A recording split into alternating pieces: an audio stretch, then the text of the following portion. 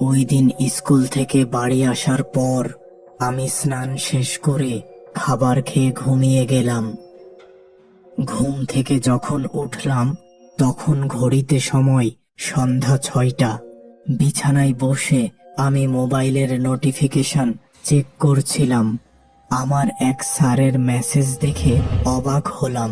তিনি লিখেছেন, তোমরা আজকে রাত 8টার সময় স্কুলে চলে এসো, বিশেষ কিছু কাজ আছে।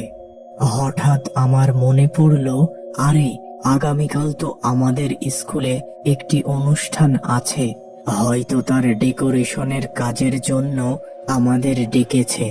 এবার আমি আমার বন্ধু শুভকে ফোন করলাম, কিরে আজকে রাতে স্কুলে যাবি? যাব তো, কিন্তু এই রাতের বেলা যাওয়া কি ঠিক হবে? আরে ধুর, কোনো সমস্যা হবে না, আর স্যার তো আমাদের সাথেই থাকছেন। আচ্ছা ঠিক আছে, আমি সঠিক সময়ে স্কুলে পৌঁছে যাব। এরপর আমি আমার বন্ধু অভিজিৎকে ফোন করলাম। সেও স্কুলে যাবে বলে জানালো। রাতের খাওয়া দাওয়া শেষ করে আমি রওনা দিলাম স্কুলের উদ্দেশ্যে। বেশ কিছুটা পথ পার হয়ে আমার দুই বন্ধুর সাথে দেখা হলো। এবার আমরা তিনজন একসাথে রওনা দিলাম। স্কুলের সামনে পৌঁছে বেশ অবাক হয়ে গেলাম। আমাদের স্কুলের প্রধান দরজার বাতি জ্বলছে না, একেবারে ঘুটঘুটে অন্ধকার।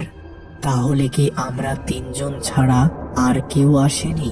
প্রধান দরজা দিয়ে প্রবেশ করে দেখলাম স্কুলের একটি কক্ষে আলো জ্বলছে। আমরা ওই দিকেই রওনা দিলাম। কক্ষে প্রবেশ করে আমরা দেখলাম চারিদিকে ডেকোরেশনের জিনিসপত্র ছড়িয়ে ছিটিয়ে আছে।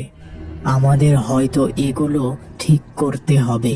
তবে স্যার না আসায় আমরা তিনজন একটি বেঞ্চে বসে থাকলাম স্যারের অপেক্ষায়। কিছু সময় পর বাহির থেকে কারো পায়ের শব্দ শুনে মনে হলো স্যার আসছেন, কিন্তু বেশ কিছু সময় পরেও কেউ আমাদের কক্ষে প্রবেশ করছে না দেখে আমি দরজার দিকে রওনা দিলাম। আমার দুই বন্ধুও আমার পিছু পিছু আসছিল। বারান্দায় এসে বেশ অবাক হলাম। আরে এ তো আমাদের দিরাজ কাকু, তিনি আমাদের স্কুলে গেটম্যান হিসেবে কাজ করেন, কিন্তু তাকে বেশ কিছুদিন ধরে স্কুলে দেখা যাচ্ছিল না। তিনি আমাদের বললেন, আরে তোমরা এখানে কি করছো? আমাদের এই কক্ষটি সাজানোর জন্য স্যার আমাদের এখানে আসতে বলেছিলেন। ও আচ্ছা, তাহলে তো কাজ শেষ হতে অনেক রাত হয়ে যাবে। আমি বিছানা বালিশ দিয়ে যাচ্ছি, তোমরা আজকে এখানেই ঘুমিয়ে যেও। কাজ শেষ করে আমরা ওই কক্ষে ঘুমিয়ে গেলাম।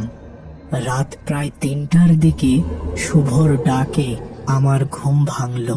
আমার খুব ক্ষুধা লেগেছে, কি করি বলতো? হ্যাঁ, আমারও বেশ খিদা লেগেছে। চল স্কুল ক্যান্টিনের দিকে যাই, কিছু ব্যবস্থা করতে পারি কিনা। এবার আমি ও শুভ দুইজন স্কুলের ক্যান্টিনের দিকে রওনা দিলাম। ক্যান্টিনের কাছে এসে দেখলাম দরজা একটু খোলা এবং ওই দিক থেকে আলো বেরিয়ে আসছে।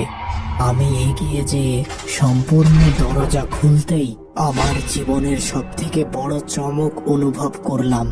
কোনো মানুষের মাংস কামড়ে খাচ্ছেন, তার চোখের মনির স্থানে দুটি লাল গোলা। খেয়াল করলাম আমার পিছনে শুভ অজ্ঞান হয়ে পড়ে গেল।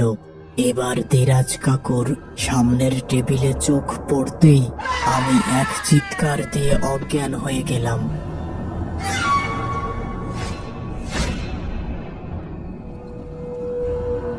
জ্ঞান ফিরতেই নিজেকে হাসপাতালে আবিষ্কার করলাম।